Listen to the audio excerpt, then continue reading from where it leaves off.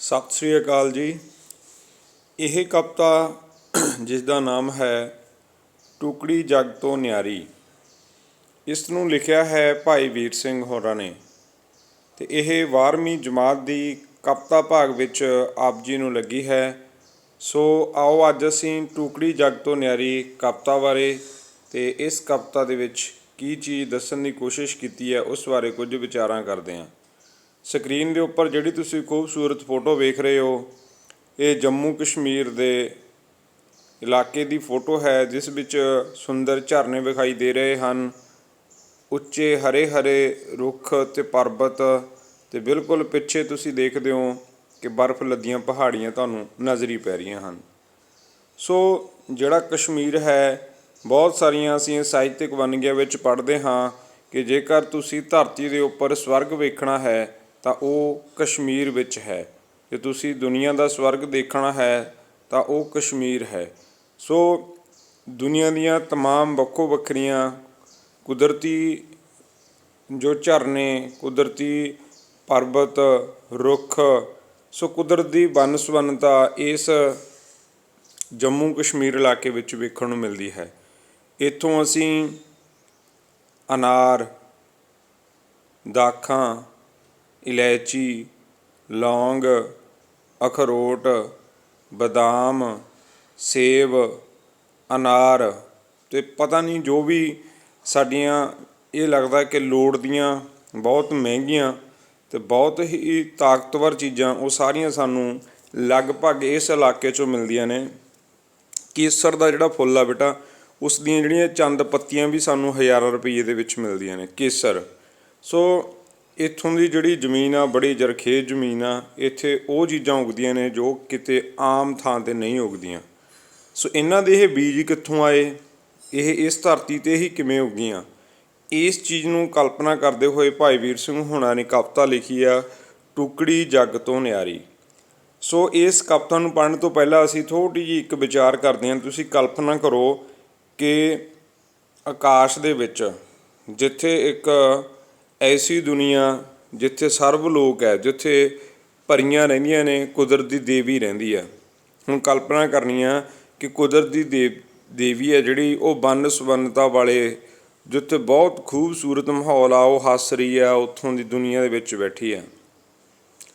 ਉਸ ਨੇ ਆਪਣੀ ਮੁੱਠੀ ਦੇ ਵਿੱਚ ਬਹੁਤ ਵੰਨ ਸੁਵੰਨਤਾ ਵਾਲੀਆਂ ਚੀਜ਼ਾਂ ਭਰੀਆਂ, ਜਿਹਦੇ ਵਿੱਚ ਨਦੀਆਂ, ਨਾਲੇ, ਝਰਨੇ, ਪਰਬਤ, ਝੀਲਾਂ, ਛੋਟੇ ਛੋਟੇ ਸਮੁੰਦਰ ਟਾਈਪ ਟਾਪੂ, ਬਹੁਤ ਹੀ ਅਨੇਕਾਂ ਪ੍ਰਕਾਰ ਦੇ ਫੁੱਲ ਫਲ, ਇਹਨਾਂ ਦੇ ਬੀਜ ਆਪਣੀ ਮੁੱਠੀ ਦੇ ਵਿੱਚ ਭਰੇ। ਅਤੇ ਉਹਨੇ ਖੜ ਕੇ ਜਿਹੜੀ ਧਰਤੀ ਆ ਉਸ ਦੇ ਵੱਲ ਤੱਕਿਆ ਅਤੇ ਉਹਨੇ ਖਲੋ ਕੇ ਇਹ ਮੁੱਠੀ ਜੋ ਉਹਨੇ ਆਪਣੀ ਮੁੱਠੀ ਦੇ ਵਿੱਚ ਸਾਰੀਆਂ ਚੀਜ਼ਾਂ ਭਰੀਆਂ ਨੇ, ਉੱਪਰ ਖੜ ਕੇ ਨੀਚੇ ਧਰਤੀ ਵੱਲ ਤੱਕ ਕੇ ਉਹ ਮੁੱਠੀ ਉੱਥੇ ਇੱਦਾਂ ਢੇਰੀ ਕਰ ਦਿੱਤੀ। ਉਹ ਮੁੱਠੀ ਜਿੱਥੇ ਜਾ ਕੇ ਡਿੱਗੀ ਉੱਥੇ ਇਹ ਟੁਕੜੀ ਬਣੀ ਆ, ਕਿਹੜੀ? ਜੰਮੂ ਕਸ਼ਮੀਰ, ਟੁਕੜੀ ਜੱਗ ਤੋਂ ਨਿਆਰੀ। ਇਹ ਲੱਗਦਾ ਕਿ ਇਸ ਇਲਾਕੇ ਨੂੰ ਕੁਦਰਤ ਦੀ ਦੇਵੀ ਨੇ ਖੁਦ ਆਪਣੇ ਉੱਥੋਂ ਜਿਹੜਾ ਸੀ ਸਵਰਗ ਲੋਕ ਆ, ਉੱਥੋਂ ਆਪਣੀ ਮੁੱਠੀ ਦੇ ਵਿੱਚ ਇਹ ਸਾਰੀਆਂ ਖੂਬਸੂਰਤ ਚੀਜ਼ਾਂ ਨੂੰ ਖੁਦ ਆਪ ਮੁੱਠੀ ਵਿੱਚ ਭਰ ਕੇ ਇਸ ਧਰਤੀ ਦੇ ਉੱਪਰ ਸੁੱਟਿਆ, ਤਾਂ ਕਰਕੇ ਜਿਹੜੀ ਦੁਨੀਆ ਦੀ ਸਭ ਤੋਂ ਖੂਬਸੂਰਤ ਟੁਕੜੀ ਇਹ ਬਣ ਕੇ ਤਿਆਰ ਹੋਈ ਆ। ਆਓ ਇਸ ਕਵਿਤਾ ਨੂੰ ਵਿਸਤਾਰ ਦੇ ਨਾਲ ਪੜ੍ਹਦੇ ਹਾਂ ਅਤੇ ਇਸ ਦੇ ਪ੍ਰਸ਼ਨ ਉੱਤਰਾਂ ਬਾਰੇ ਵੀ ਤੁਹਾਡੇ ਨਾਲ ਵਿਚਾਰ ਚਰਚਾ ਕਰਾਂਗੇ। ਕਵਿਤਾ ਦੀਆਂ ਲਾਈਨਾਂ ਹਨ। ਅਰਸਾਂ ਦੇ ਵਿੱਚ ਕੁਦਰਤ ਦੇਵੀ ਸਾਨੂੰ ਨਜ਼ਰੀ ਆਈ। ਹੁਣ ਅਰਸਾਂ ਦੇ ਵਿੱਚ, ਅੰਬਰਾਂ ਦੇ ਵਿੱਚ ਸਾਨੂੰ ਕੁਦਰਤ ਦੇਵੀ ਨਜ਼ਰ ਆਉਂਦੀ ਹੈ। ਹੁਸਨ ਮੰਡਲ ਵਿੱਚ ਖੜੀ ਖੇਡਦੀ, ਹੁਣ ਉਹੀ ਹੁਸਨ ਮੰਡਲ ਕੀ ਹੈ ਕਿ ਉੱਥੋਂ ਦੀ ਦੁਨੀਆ ਜਿੱਥੇ ਉਹ ਰਹਿੰਦੀ ਆ। ਖੁਸ਼ੀਆਂ ਸ਼ਹਿਬਰ ਲਾਈ, ਹੁਣ ਉੱਥੇ ਬੜੀਆਂ ਖੁਸ਼ੀਆਂ ਖੇੜੇ ਨੇ ਜਿੱਥੇ ਹੁਸਨ ਮੰਡਲ ਵਿੱਚ ਇਹ ਕੁਦਰਤ ਦੀ ਦੇਵੀ ਰਹਿੰਦੀ ਹੈ। ਦੌੜੀ ਨੇ ਇੱਕ ਮੁੱਠ ਭਰ ਲੀਤੀ, ਇਸ ਵਿੱਚ ਕੀ ਕੀ ਆਇਆ, ਉਹ ਭੱਜਦੀ ਹੋਈ ਨੇ ਇੱਕ, ਜਿਵੇਂ ਆਪਾਂ ਭੱਜੇ ਜਾਂਦੇ ਕੁਝ ਚੀਜ਼ਾਂ ਦੀ ਮੁੱਠੀ ਭਰ ਲਈ, ਉਹਦੇ ਵਿੱਚ ਜੋ ਕੁਝ ਆਇਆ ਕੀ ਕੀ ਸੀ ਉਸ ਮੁੱਠੀ ਵਿੱਚ। ਪਰਬਤ, ਟਿੱਬੇ ਅਤੇ ਘਰੇਵੇ, ਵਿੱਚ ਮੈਦਾਨ ਸੁਹਾਇਆ, ਚਸ਼ਮੇ, ਨਾਲੇ, ਨਦੀਆਂ, ਝੀਲਾਂ, ਨਿੱਕੇ ਜਿਵੇਂ ਸਮੁੰਦਰ, ਠੰਡੀਆਂ ਛਾਵਾਂ, ਮਿੱਠੀਆਂ ਹਵਾਵਾਂ, ਵਨ ਬਾਗਾਂ ਜਿਹੇ ਸੁੰਦਰ, ਬਰਫਾਂ, ਮੀਂਹ, ਧੁੱਪਾਂ ਅਤੇ ਬੱਦਲ, ਰੁੱਤਾਂ ਮੇਵੇ ਪਿਆਰੇ। ਹੁਣ ਜਿਹੜੇ ਆ ਮੇਵੇ ਆਪਾਂ ਉੱਪਰ ਤੁਹਾਡੇ ਨਾਲ ਗੱਲ ਕਰੀ ਸੀ, ਡਰਾਈ ਫਰੂਟ ਵਗੈਰਾ। ਅਰਸੀ ਨਾਲ ਨਜ਼ਾਰੇ ਆਏ, ਬਹੁਤ ਸਾਰੇ ਅਰਸ਼ਾਂ ਦੇ ਨਜ਼ਾਰੇ ਵੀ ਆਏ, ਜਿਵੇਂ ਅਸੀਂ ਉਹ ਉੱਚੇ ਉੱਚੇ ਪਰਬਤ ਪਠਾਰ ਦੇਖਦੇ ਹਾਂ, ਠੰਡੀਆਂ ਹਵਾਵਾਂ। ਪੰਜਾਬ ਦੇ ਵਿੱਚ ਵੀ ਬੇਟਾ ਜਿਹੜੀਆਂ ਰੁੱਤਾਂ ਬਦਲਦੀਆਂ ਨੇ, ਉਹ ਹਿਮਾਲਿਆ ਤੋਂ ਜਦੋਂ ਟਕਰਾ ਕੇ ਵਾਪਸ ਆਉਂਦਾ ਸਾਡਾ ਪੌਣ ਚੱਕਰ, ਇਸ ਇਲਾਕੇ ਵਿੱਚੋਂ ਦੀ ਹੁੰਦਾ ਹੋਇਆ ਹੀ ਸਾਡੇ ਪੰਜਾਬ ਦੀਆਂ ਜਿਹੜੀਆਂ ਰੁੱਤਾਂ ਨੂੰ ਬਦਲਦਾ। ਅਰਸੀ ਨਾਲ ਨਜ਼ਾਰੇ ਆਏ ਉਸ ਮੁੱਠੀ ਵਿੱਚ ਸਾਰੇ, ਇਸ ਮੁੱਠੀ ਵਿੱਚ ਅਰਸਾਂ ਦੇ ਸਾਰੇ ਨਜ਼ਾਰੇ ਜਿੱਥੋਂ ਜਿੱਥੋਂ ਕਹਿੰਦੇ ਹੁੰਦੇ ਹੋਇਆ ਉਹ ਮੁੱਠੀ ਦੇ ਬੀਜ ਨੀਚੇ ਡਿੱਗੇ ਨੇ। ਸਾਰਾ ਕੁਛ ਆਸਮਾਨ ਦੇ ਰੰਗ ਵੀ ਇਸ ਧਰਤੀ ਦੇ ਉੱਪਰ ਬਿਖਰੇ ਹੋਏ ਨੇ। ਸੋ ਬੇਟਾ ਜਿਵੇਂ ਸਾਡੇ ਬਸੰਤ ਰਿਤੂ ਹੁੰਦੀ ਹੈ ਨਾ, ਜਦੋਂ ਜੰਮੂ ਐਂਡ ਕਸ਼ਮੀਰ ਦੇ ਵਿੱਚ ਚੇਂਜਿਸ ਆਉਂਦੀ ਆ, ਤਾਂ ਜਦੋਂ ਅਸੀਂ ਉੱਥੇ ਕੋਈ ਉਹਦਾ ਨੈਚੁਰਲ ਵਿਊ ਲੈਂਦੇ ਹਾਂ, ਜਾਂ ਜਹਾਜ਼ ਦੇ ਉੱਪਰੋਂ ਜਾਂ ਕਿਸੇ ਪਹਾੜੀ ਦੇ ਉੱਪਰੋਂ, ਤਾਂ ਜਿਵੇਂ ਪਾਣੀ ਦੀਆਂ ਛੱਲਾਂ ਹੁੰਦੀਆਂ ਨੇ ਅਪ ਐਂਡ ਡਾਊਨ, ਇੱਦਾਂ ਲੱਗਦਾ ਕਿ ਫੁੱਲ ਬੂਟੇ ਇੱਦਾਂ ਕੁਦਰਤ ਦੀ ਦੇਵੀ ਨੂੰ ਐਂ ਵਿਛਾਏ ਹੋਏ ਨੇ, ਰੰਗ ਬਰੰਗੀਆਂ ਲਹਿਰਾਂ। ਐਂ ਲੱਗਦਾ ਕਿ ਆਕਾਸ਼ ਦੀ ਸੱਤ ਰੰਗੀ ਪਿੰਗ ਵਿੱਚੋਂ ਜਿੱਥੋਂ ਦੀ ਉਹ ਬੀਜ ਹੁੰਦੇ ਆਏ, ਧਰਤੀ 'ਤੇ ਜਿੱਥੇ ਜਿੱਥੇ ਜਿਵੇਂ ਜਿਵੇਂ ਵਿਛ ਗਏ, ਉਸੇ ਤਰ੍ਹਾਂ ਕੁਦਰਤ ਨੇ ਆਪਣੇ ਰੰਗ ਵੀ ਉਸ ਧਰਤੀ ਦੇ ਉੱਪਰ ਉੱਥੇ ਬਿਖੇਰੇ ਹੋਏ ਹਨ, ਉਹਨਾਂ ਪਰਬਤਾਂ ਦੇ ਉੱਪਰ ਬਿਖੇਰੇ ਹੋਏ ਹਨ। ਆਓ ਇਸ ਕਵਿਤਾ ਦਾ ਜਿਹੜਾ ਪ੍ਰਸੰਗ ਆ ਉਹਨੂੰ ਪੜ੍ਹਦੇ ਹਾਂ। ਇਹ ਪ੍ਰਸੰਗ ਇੱਕ ਵਾਰ ਪੜ੍ਹਾਂਗੇ, ਵਿਆਖਿਆ ਵਾਰ-ਵਾਰ ਅਸੀਂ ਪੜ੍ਹਦੇ ਜਾਵਾਂਗੇ। ਪ੍ਰਸੰਗ ਦੇ ਵਿੱਚ ਅਸੀਂ ਮੋਸਟਲੀ ਪਹਿਲਾਂ ਜਿਹੜੀਆਂ ਧਿਆਨ ਦੇਣ ਯੋਗ ਗੱਲਾਂ ਨੇ, ਜਾਂ ਜਿਹੜੀਆਂ ਖਾਸ ਤੌਰ 'ਤੇ ਅਸੀਂ ਪ੍ਰਸੰਗ ਦੇ ਵਿੱਚ ਲਿਖਣੀਆਂ ਹੁੰਦੀਆਂ ਨੇ, ਉਹ ਹੈ ਪ੍ਰਸੰਗ ਇਹ ਕਾਵਿ ਬੰਦ। ਚਾਹੇ ਲਿਖ ਸਕਦੇ ਹਾਂ ਇਹ ਕਾਵਿ ਸਤਰਾਂ, ਜਾਂ ਲਿਖ ਸਕਦੇ ਹਾਂ ਉਪਰੋਕਤ ਕਾਵਿ ਸਤਰਾਂ। ਇਹ ਕਾਵਿ ਬੰਦ ਪੁਸਤਕ ਲਾਜ਼ਮੀ ਪੰਜਾਬੀ ਵਾਰਾਂ। ਇਹ ਲਿਖ ਸਕਦੇ ਹਾਂ ਇਹ ਕਾਵਿ ਸਤਰਾਂ ਲਾਜ਼ਮੀ ਪੰਜਾਬੀ ਵਾਰਾਂ ਵਿੱਚੋਂ ਲਈਆਂ ਗਈਆਂ ਹਨ। ਇੱਦਾਂ ਸੌਖੇ 'ਚ ਵੀ ਲਿਖ ਸਕਦੇ ਹਾਂ, ਇਹਨੂੰ ਇਸ ਢੰਗ ਨਾਲ ਵੀ ਲਿਖ ਸਕਦੇ ਹਾਂ। ਵਿੱਚ ਸੰਗ੍ਰਹਿਤ ਜਾਂ ਵਿੱਚੋਂ ਆਪਾਂ ਇੱਦਾਂ ਵੀ ਕਹਿ ਸਕਦੇ ਹਾਂ। ਇਹ ਮਤਲਬ ਜਿਹੜੀ ਇੱਕ ਵਿਆਕਰਨਿਕ ਭਾਸ਼ਾ ਨੂੰ ਸ਼ਿੰਗਾਰਨ ਦੀ ਗੱਲ ਕੀਤੀ ਆ। ਵਿੱਚ ਸੰਗ੍ਰਹਿਤ ਭਾਈ ਵੀਰ ਸਿੰਘ ਦੀ ਲਿਖੀ ਹੋਈ ਕਵਿਤਾ ਟੁਕੜੀ ਜੱਗ ਤੋਂ ਨਿਆਰੀ ਵਿੱਚੋਂ ਲਿਆ ਗਿਆ ਹੈ। ਕਿਹੜਾ ਜਿਹੜਾ ਉੱਪਰ ਅਸੀਂ ਆ ਟੋਟਾ ਕਾਵਿ ਬੰਦ ਪੜ੍ਹ ਰਹੇ ਹਾਂ। ਭਾਈ ਵੀਰ ਸਿੰਘ ਆਧੁਨਿਕ ਪੰਜਾਬੀ ਕਵਿਤਾ ਦੇ ਮੋਢੀ ਕਵੀ ਹਨ। ਹੁਣ ਉਹਨਾਂ ਦੀ ਇੰਟਰੋਡਕਸ਼ਨ ਦਿੱਤੀ ਕਿ ਆਧੁਨਿਕ ਨਵੇਂ ਜ਼ਮਾਨੇ ਦੀ ਕਵਿਤਾ ਦੇ ਮੋਢੀ ਕਵੀ ਹਨ। ਕੌਣ? ਭਾਈ ਵੀਰ ਸਿੰਘ। ਆਪ ਨੇ ਛੋਟੀਆਂ ਕਵਿਤਾਵਾਂ ਵੱਖ-ਵੱਖ ਤੋਲ ਤੁਕਾਂਤ ਅਤੇ ਛੰਦਾਂ ਵਿੱਚ ਲਿਖ ਕੇ ਪੰਜਾਬੀ ਕਵਿਤਾ ਵਿੱਚ ਨਵਾਂ ਨਿਖਾਰ ਲਿਆਂਦਾ। ਇਹਨਾਂ ਨੂੰ ਭਾਈ ਵੀਰ ਸਿੰਘ ਹੁਣਾਂ ਨੂੰ ਬੇਟਾ ਛੋਟੀਆਂ ਕਵਿਤਾਵਾਂ ਦਾ ਵੱਡਾ ਕਵੀ ਵੀ ਕਿਹਾ ਜਾਂਦਾ ਹੈ, ਕਿ ਛੋਟੀਆਂ ਕਵਿਤਾਵਾਂ ਲਿਖਣ ਵਾਲੇ ਵੱਡੇ ਕਵੀ ਨੇ। ਇਹਨਾਂ ਨੇ ਬੇਟਾ ਛੋਟੀਆਂ ਕਵਿਤਾ ਦੇ ਵਿੱਚ ਤੁਕ ਤੁਕਾਂਤ, ਜਿਹੜੇ ਛੰਦ ਹੁੰਦੇ ਨੇ ਬੇਟਾ, ਜਿਵੇਂ ਔਰਤ ਗਹਿਣੇ ਪਹਿਨਦੀ ਹੈ, ਇਹ ਸ਼ਬਦ ਨੇ ਜਿਹੜੇ ਛੰਦ ਨੇ। ਜਦੋਂ ਤੁਸੀਂ ਇਲੈਕਟਿਵ ਪੰਜਾਬੀ ਦੇ ਵਿੱਚ ਅਸੀਂ ਪੜ੍ਹਦੇ ਹਾਂ ਬੇਟਾ, ਜਿਹੜੇ ਛੰਦ ਨੇ ਬੇਟਾ ਇਹ ਕਵਿਤਾ ਦੇ ਗਹਿਣੇ ਨੇ। ਇਹਦੇ ਵਿੱਚ ਅਲਫਾਜ਼ ਨੇ ਜਿਹੜੇ ਉਹ ਕਵਿਤਾ ਨੂੰ ਸਜਾਉਣ ਵਾਲੇ। ਇਹਨਾਂ ਨੇ ਛੋਟੀਆਂ ਕਵਿਤਾਵਾਂ ਵਿੱਚ ਵੀ ਉਹਨਾਂ ਦੀ ਵਰਤੋਂ ਕੀਤੀ ਆ। ਇਸ ਕਵਿਤਾ ਵਿੱਚ ਭਾਈ ਵੀਰ ਸਿੰਘ ਨੇ ਕਸ਼ਮੀਰ ਦੀ ਸੁੰਦਰਤਾ ਦਾ ਵਰਣਨ ਕੀਤਾ ਹੈ। ਜਿਹੜੀ ਉੱਪਰ ਕਵਿਤਾ ਆਪਾਂ ਪੜ੍ਹ ਰਹੇ ਹਾਂ, ਭਾਈ ਸਾਹਿਬ ਕਸ਼ਮੀਰ ਦੀ ਕੁਦਰਤੀ ਸੁੰਦਰਤਾ ਵਿੱਚ ਪਰਸੀ ਸੁੰਦਰਤਾ ਦਾ ਝਲਕਾਰਾ ਦੇਖਦੇ ਹੋਏ ਲਿਖਦੇ ਹਨ ਕਿ ਕੁਦਰਤ ਜਾਂ ਕੁਦਰਤ ਦੀ ਦੇਵੀ ਜਿਸ ਨੇ ਜਿਸ ਪ੍ਰਕਾਰ ਕਸ਼ਮੀਰ ਦੀ ਸਿਰਜਣਾ ਲਈ ਹੁਸਨ ਮੰਡਲ ਵਿੱਚ ਖੇਡਦਿਆਂ ਕੁਦਰਤੀ ਦ੍ਰਿਸ਼ਾਂ ਅਤੇ ਸੁੰਦਰਤਾ ਨੂੰ ਆਪਣੀ ਮੁੱਠੀ ਵਿੱਚ ਭਰ ਲਿਆ ਹੈ। ਇਹ ਚੀਜ਼ ਕਹਿੰਦੇ ਇਹਦੇ ਵਿੱਚ ਇਹਨਾਂ ਨੇ ਦੱਸਣ ਦੀ ਕੋਸ਼ਿਸ਼ ਕੀਤੀ ਆ। ਹੁਣ ਬੇਟਾ ਇਹਨੂੰ ਸਿੰਪਲੀ ਤੁਸੀਂ ਕਿੱਦਾਂ ਲਿਖ ਸਕਦੇ ਹੋ? ਇਹ ਕਾਵਿ ਸਤਰਾਂ ਸਾਡੀ ਪੰਜਾਬੀ ਦੀ ਪਾਠ ਪੁਸਤਕ ਜਿਸ ਦਾ ਨਾਮ ਹੈ ਲਾਜ਼ਮੀ ਪੰਜਾਬੀ ਵਿੱਚੋਂ ਲਈਆਂ ਗਈਆਂ ਹਨ।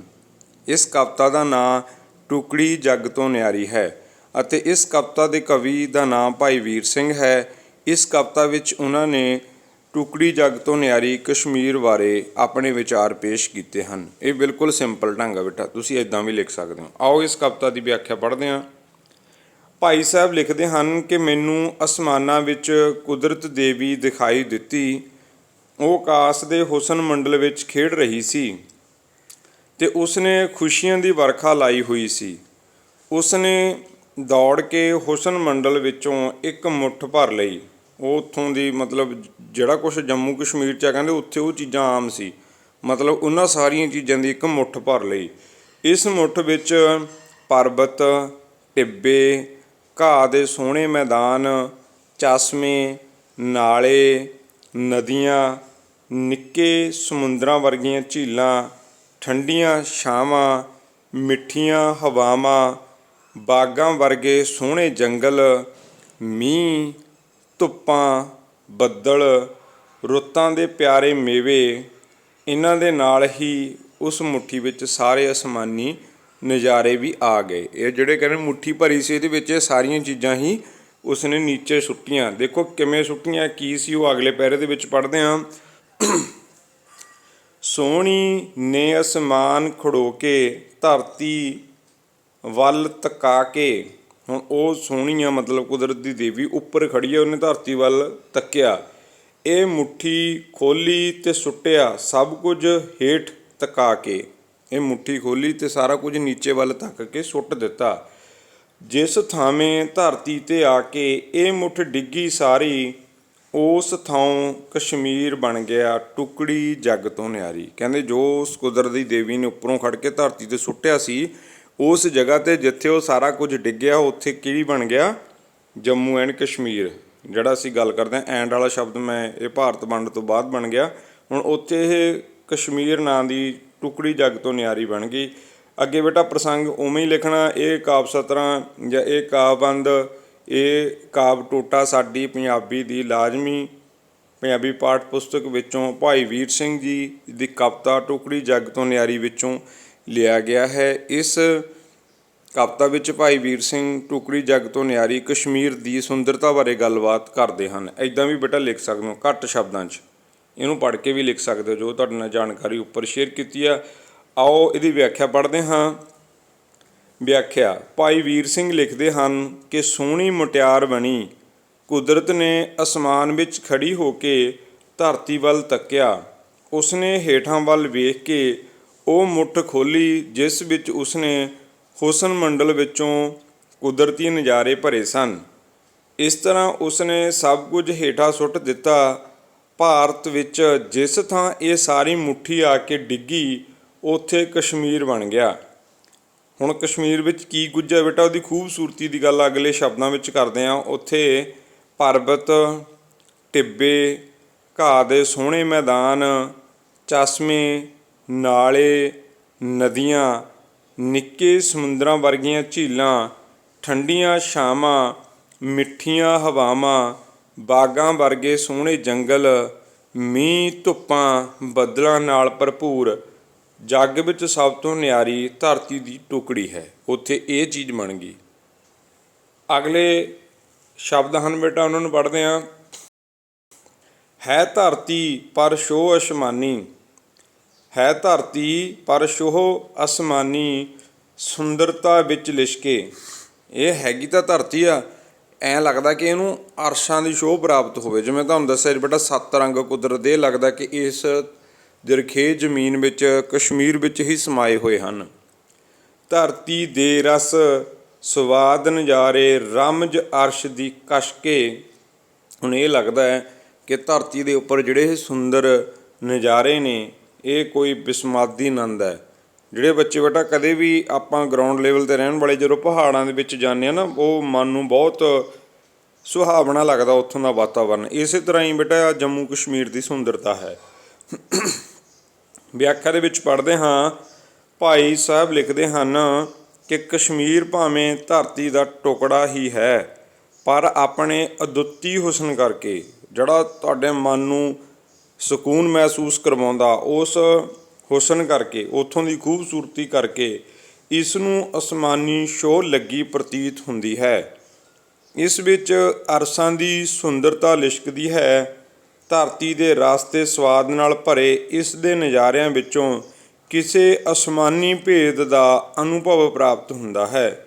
ਭਾਵ ਕਸ਼ਮੀਰ ਸੁੰਦਰਤਾ ਅਦਭੁਤ, ਬਿਸਮਾਦੀ ਅਤੇ ਰੱਬੀ ਹੈ। ਜੋ ਅਸੀਂ ਇੱਥੇ ਜਾਂਦੇ ਹਾਂ ਬੇਟਾ, ਜੋ ਇਸ ਦੀ ਧਰਤੀ ਦੇ ਵਿੱਚ ਉੱਗਦਾ। ਹੁਣ ਸੋਚ ਕੇ ਦੇਖੋ ਕਿ ਅਖਰੋਟ ਉੱਥੇ ਕਿਹਨੇ ਬੀਜੇ, ਬਦਾਮ ਕਿਹਨੇ ਬੀਜੇ, ਛੋਟੀਆਂ ਲਾਚੀਆਂ ਕਿਹਨੇ ਬੀਜੀਆਂ, ਬਦਾਮ ਕਿਹਨੇ ਬੀਜੇ, ਲੌਂਗ ਕਿਹਨੇ ਬੀਜੇ, ਕੇਸਰ ਕਿਸ ਨੇ ਬੀਜਿਆ, ਅਨਾਰ ਉੱਥੇ ਕੌਣ ਲੈ ਕੇ ਆਇਆ, ਸੇਬਾਂ ਦੇ ਬੀਜ ਉੱਥੇ ਕਿਹਨੇ ਬੀਜੇ। ਸੋ ਬੇਟਾ ਬਹੁਤ ਜ਼ਿਆਦਾ ਜੋ ਅਸੀਂ ਮਹਿੰਗੇ ਡਰਾਈ ਫਰੂਟ ਨੇ, ਫਲ ਨੇ, ਫੁੱਲ ਨੇ, ਉੱਥੋਂ ਦੇ ਸੁੰਦਰ ਝਰਨੇ ਨੇ, ਬੜੇ ਸੋਹਣੇ ਰੁੱਖ ਨੇ, ਉੱਥੋਂ ਦੇ ਪਰਬਤ ਨੇ। ਇਮੈਜਨ ਕਰੋ ਕਿ ਧਰਤੀ ਦੇ ਉੱਪਰ ਇਹ ਥਾਂ ਬਣਾਉਣ ਲਈ ਇੰਨੀਆਂ ਸੋਹਣੀਆਂ ਚੀਜ਼ਾਂ, ਸਭ ਤੋਂ ਪਹਿਲਾਂ ਇਹਨਾਂ ਦੇ ਬੀਜ ਉੱਥੇ ਕਿੱਥੋਂ ਆਏ। ਇੱਥੇ ਆ ਕੇ ਹੀ ਕਹਿੰਦੇ ਵੀ ਇਹ ਵਾਕਈ ਕੁਦਰਤ ਦੀ ਦੇਵੀ ਨੇ ਇਹ ਜੰਮੂ ਕਸ਼ਮੀਰ ਨੂੰ ਬਣਾਇਆ ਲੱਗਦਾ। ਸੋ ਇਸ ਕਲਪਨਾ ਨੂੰ ਭਾਈ ਵੀਰ ਸਿੰਘ ਨੇ ਆਪਣੇ ਜ਼ਿਹਨ ਦੇ ਵਿੱਚ ਰੱਖਦਿਆਂ ਹੋਇਆਂ ਇਹ ਕਵਿਤਾ ਲਿਖੀ ਹੈ, ਟੁਕੜੀ ਜੱਗ ਤੋਂ ਨਿਆਰੀ।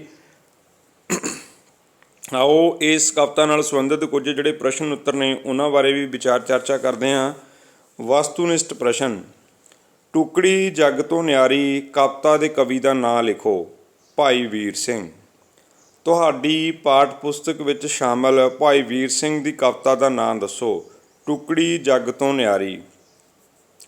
ਇਸ ਕਵਿਤਾ ਵਿੱਚ ਖੁਸ਼ੀਆਂ ਨੇ ਕਿਸ ਨੂੰ ਸ਼ੈਬਰ ਲਾਈ ਹੈ? ਧਰਤੀ ਨੂੰ, ਕਸ਼ਮੀਰ ਨੂੰ। ਟੁਕੜੀ ਤੋਂ ਨਿਆਰੀ ਕਵਿਤਾ, ਟੁਕੜੀ ਜੱਗ ਤੋਂ ਨਿਆਰੀ ਕਵਿਤਾ ਵਿੱਚ ਚਸ਼ਮੇ, ਨਦੀਆਂ, ਨਾਲੇ ਅਤੇ ਸਮੁੰਦਰ ਕਿਸ ਤਰ੍ਹਾਂ ਜਾਪ ਰਹੇ ਹਨ? ਨਿੱਕੇ ਸਮੁੰਦਰਾਂ ਵਰਗੇ। ਟੁਕੜੀ ਜੱਗ ਤੋਂ ਨਿਆਰੀ ਕਵਿਤਾ ਅਨੁਸਾਰ ਮੁੱਠੀ ਵਿੱਚ ਕੀ ਆਇਆ? ਅਰਸ਼ੀ ਨਜ਼ਾਰੇ। ਉਹ ਜਿਹੜੇ ਬੇਟਾ ਪਰਬਤ, ਮੈਦਾਨ, ਘਾਹ, ਉਹ ਹਰ ਇੱਕ ਚੀਜ਼ ਉਹ ਮੁੱਠੀ 'ਚ ਸੀ। ਇਹ ਥੋੜ੍ਹਾ ਜਿਹਾ ਫਿਰ ਲੰਮਾ ਕੁਐਸਚਨ ਚਲਾ ਜਾਊਗਾ, ਬਟ ਅਸੀਂ ਇੱਥੇ ਲਿਖਾਂਗੇ ਕਿ ਅਰਸ਼ੀ ਨਜ਼ਾਰੇ। ਉਹ ਥਾਂ ਕਸ਼ਮੀਰ ਡੈਸ਼ ਜੱਗ ਤੋਂ ਨਿਆਰੀ, ਇਸ ਸਤਰ ਨੂੰ ਪੂਰਾ ਕਰੋ। ਉਸ ਥਾਂ ਕਸ਼ਮੀਰ ਬਣ ਗਿਆ ਟੁਕੜੀ ਜੱਗ ਤੋਂ ਨਿਆਰੀ। ਅੱਗੇ ਹੈ ਟੁਕੜੀ ਜੱਗ ਤੋਂ ਨਿਆਰੀ ਕਵਿਤਾ ਦਾ ਕੇਂਦਰੀ ਭਾਵ ਲਿਖੋ। ਟੁਕੜੀ ਜੱਗ ਤੋਂ ਨਿਆਰੀ ਕਵਿਤਾ ਭਾਈ ਵੀਰ ਸਿੰਘ ਦੀ ਰਚਨਾ ਹੈ। ਸੋ ਬੇਟਾ ਇਹ ਧਿਆਨ ਨਾਲ ਲਿਖਣਾ ਹੁੰਦਾ। ਕੇਂਦਰੀ ਭਾਵ ਇਹ ਪੂਰੀ ਕਵਿਤਾ ਨੂੰ ਅਸੀਂ ਨੇ ਸਮੇਟਣਾ ਹੁੰਦਾ ਇਹਨਾਂ 5-6 ਲਾਈਨਾਂ ਦੇ ਵਿੱਚ। ਭਾਈ ਵੀਰ ਸਿੰਘ ਆਧੁਨਿਕ ਪੰਜਾਬੀ ਕਵਿਤਾ ਦੇ ਮੋਢੀ ਹਨ। ਆਪ ਨੇ ਛੋਟੀਆਂ ਕਵਿਤਾਵਾਂ ਵੱਖ-ਵੱਖ ਤੋਲ, ਤੁਕਾਂਤ ਅਤੇ ਛੰਦਾਂ ਵਿੱਚ ਲਿਖ ਕੇ ਪੰਜਾਬੀ ਕਵਿਤਾ ਵਿੱਚ ਨਵਾਂ ਨਿਖਾਰ ਲਿਆਂਦਾ। ਇਸ ਕਵਿਤਾ ਵਿੱਚ ਭਾਈ ਵੀਰ ਸਿੰਘ ਨੇ ਕਸ਼ਮੀਰ ਦੀ ਸੁੰਦਰਤਾ ਦਾ ਵਰਣਨ ਕੀਤਾ ਹੈ। ਇਸ ਦਾ ਕੇਂਦਰੀ ਭਾਵ ਹੇਠ ਲਿਖੇ ਅਨੁਸਾਰ ਹੈ। ਇਹ ਬੇਟਾ ਐਡੀ ਇੰਟਰੋਡਕਸ਼ਨ ਵੀ ਅਸੀਂ ਥੋੜ੍ਹਾ ਜਿਹਾ ਇਹਨੂੰ ਸ਼ਿੰਗਾਰਨ ਲਈ ਇਹ ਉੱਪਰ ਦਿੱਤੀ ਆ, ਬਟ ਜੇ ਤੁਹਾਡੇ ਤੋਂ ਸਿਰਫ ਅਤੇ ਸਿਰਫ ਕੇਂਦਰੀ ਭਾਵ ਪੁੱਛਿਆ ਤਾਂ ਉੱਥੇ ਤੁਸੀਂ ਸਿਰਫ ਡਿਟੇਲ ਦੇ ਵਿੱਚ ਨਾ ਜਾਂਦੇ ਹੋਏ ਇਹਨੂੰ ਬਹੁਤ ਘੱਟ ਸ਼ਬਦਾਂ ਦੇ ਵਿੱਚ ਲਿਖਣ ਦੀ ਕੋਸ਼ਿਸ਼ ਕਰਨੀ ਆ। ਇਹਦੇ ਵਿੱਚ ਕੀ ਲਿਖਦੇ ਹਨ ਕਿ ਕਸ਼ਮੀਰ ਦੀ ਧਰਤੀ ਦੁਨੀਆ ਭਰ ਵਿੱਚ ਮਿਆਰੀ ਥਾਂ ਰੱਖਦੀ ਹੈ। ਮਿਆਰੀ ਤੋਂ ਭਾਵ ਤੁਸੀਂ ਇੱਥੇ ਨਿਆਰੀ ਲਿਖ ਸਕਦੇ ਹੋ। ਨਿਆਰੀ ਵੀ ਵੱਖਰੀ ਥਾਂ ਰੱਖਦੀ ਹੈ। ਇਸ ਦਾ ਨਿਰਮਾਣ ਕੁਦਰਤੀ ਦੇਵੀ ਜਾਂ ਕੁਦਰਤ ਦੀ ਦੇਵੀ ਨੇ ਆਪ ਕੀਤਾ ਹੈ। ਹੁਣ ਇਹ ਮਤਲਬ ਘੱਟ ਸ਼ਬਦਾਂ 'ਚ ਵੱਧ ਕਵਿਤਾ ਬਾਰੇ ਦੱਸਣ ਦੀ ਗੱਲ ਹੋ ਰਹੀ ਆ, ਜਿਸ ਕਰਕੇ ਇਸ ਵਿੱਚੋਂ ਅਸਮਾਨੀ ਸੁੰਦਰਤਾ ਝਲਕਦੀ ਹੈ। ਇਸ ਵਿੱਚੋਂ ਅਰਸੀ ਰਮਜ਼ਾਂ ਝਲਕਦੀਆਂ ਪ੍ਰਤੀਤ ਹੁੰਦੀਆਂ ਹਨ। ਇਸ ਕਰਕੇ ਇਸ ਨੂੰ ਟੁਕੜੀ ਜੱਗ ਤੋਂ ਨਿਆਰੀ ਕਿਹਾ ਗਿਆ ਹੈ। ਸੋ ਇਹ ਸੀ ਬੇਟਾ ਇਸ ਕਵਿਤਾ ਦਾ ਕੇਂਦਰੀ ਭਾਵ। ਇਹ ਕੇਂਦਰੀ ਭਾਵ ਦੇ ਵਿੱਚ ਤੁਸੀਂ ਆਪਦੇ ਮਨ ਦੇ ਬਲਬਲੇ ਨੂੰ ਵੀ ਆਪਣੇ ਸ਼ਬਦਾਂ ਦੇ ਵਿੱਚ ਲਿਖ ਸਕਦੇ ਹੋ। ਸੋ ਜਦੋਂ ਤੁਹਾਡੇ ਫਾਈਨਲ ਐਗਜ਼ਾਮ ਹੁੰਦੇ ਨੇ ਉਦੋਂ ਅਸੀਂ ਤੁਹਾਡਾ ਕੇਂਦਰੀ ਭਾਵ, ਵਿਆਖਿਆ ਅਤੇ ਪ੍ਰਸੰਗ ਅਤੇ ਅੱਗੇ ਜਿਹੜੀ ਪ੍ਰਸੰਗ ਸਹਿਤ ਵਿਆਖਿਆ ਇਹਨੂੰ ਕਿਵੇਂ ਲਿਖਣਾ ਚਾਹੀਦਾ ਇਹਦੇ ਬਾਰੇ ਵੀ ਆਪਾਂ ਇੱਕ ਵੀਡੀਓ ਬਣਾ ਕੇ ਇਸ ਚੈਨਲ 'ਤੇ ਪਾਵਾਂਗੇ। ਕਿ ਐਗਜ਼ਾਮੀਨੇਸ਼ਨ ਦੇ ਵਿੱਚ ਕਈ ਵਾਰ ਸਾਨੂੰ ਬਹੁਤ ਸਾਰੀ ਨੌਲੇਜ ਹੁੰਦੀ ਹੈ, ਬਟ ਸਾਡੇ ਨੰਬਰ ਘੱਟ ਆਉਂਦੇ ਨੇ। ਇਸ ਚੀਜ਼ ਦੇ, ਇਸ ਵਿਸ਼ੇ ਦੇ ਉੱਪਰ ਵੀ ਇੱਕ ਵੀਡੀਓ ਇਸ ਚੈਨਲ 'ਤੇ ਆਪਾਂ ਤੁਹਾਡੇ ਨਾਲ ਸ਼ੇਅਰ ਕਰਾਂਗੇ, ਉਹ ਵੀ ਤੁਸੀਂ ਜ਼ਰੂਰ ਦੇਖਣੀ। ਸੋ ਉੱਪਰ ਸੀਗੀਆਂ ਇਸ ਕਵਿਤਾ ਨਾਲ ਸੰਬੰਧਿਤ ਜਿਹੜੀਆਂ ਗੱਲਾਂ ਬਾਤਾਂ ਆਪਾਂ ਕੀਤੀਆਂ ਜਾਂ ਤੁਹਾਨੂੰ ਪ੍ਰਸ਼ਨ ਉੱਤਰ ਦੇ ਮਾਧਿਅਮ ਰਾਹੀਂ ਸਮਝਾਈਆਂ, ਇਹ ਸਨ ਵੈਰੀ ਸ਼ਾਰਟ ਪ੍ਰਸ਼ਨ ਉੱਤਰ। ਇਹ ਕਵਿਤਾ ਦੀ ਵਿਆਖਿਆ, ਪ੍ਰਸੰਗ ਅਤੇ ਉੱਪਰ ਇੱਕ ਛੋਟੀ ਜਿਹੀ ਫੋਟੋ ਰਾਹੀਂ ਅਸੀਂ ਕੁਦਰਤ ਦੇ ਦ੍ਰਿਸ਼ ਨੂੰ ਦੇਖਣ ਦੀ ਕੋਸ਼ਿਸ਼ ਕੀਤੀ ਆ। ਸੋ ਭਾਈ ਵੀਰ ਸਿੰਘ ਉਹਨਾਂ ਨੇ ਬਹੁਤ ਖੂਬਸੂਰਤ ਜਿਹੜੀ ਇਹ ਕਵਿਤਾ ਲਿਖੀ ਆ, ਜਿਹਦੇ ਵਿੱਚ ਇਹਨਾਂ ਨੇ ਕੁਦਰਤ ਦੀ ਦੇਵੀ ਨੂੰ ਸਾਡੇ ਸਨਮੁਖ ਰੱਖਿਆ। ਇਸ ਕਵਿਤਾ ਦੇ ਮਾਧਿਅਮ ਰਾਹੀਂ ਇਹ ਕੁਦਰਤ ਦਾ ਕੁਦਰਤੀ ਨਜ਼ਾਰਾ ਤੁਸੀਂ ਵੇਖ ਸਕਦੇ ਹੋ। ਸੋ ਟੁਕੜੀ ਜੱਗ ਤੋਂ ਨਿਆਰੀ ਭਾਈ ਵੀਰ ਸਿੰਘ ਦੀ ਕਵਿਤਾ ਦੇ ਨਾਲ ਸੰਬੰਧਿਤ ਜਿਹੜੇ ਪ੍ਰਸ਼ਨ ਉੱਤਰਾਂ ਦੀ ਵੀਡੀਓ ਆ ਉਹਨੂੰ ਆਪਾਂ ਇੱਥੇ ਹੀ ਸਮਾਪਤ ਕਰਦੇ ਹਾਂ। ਥੈਂਕ ਯੂ ਜੀ।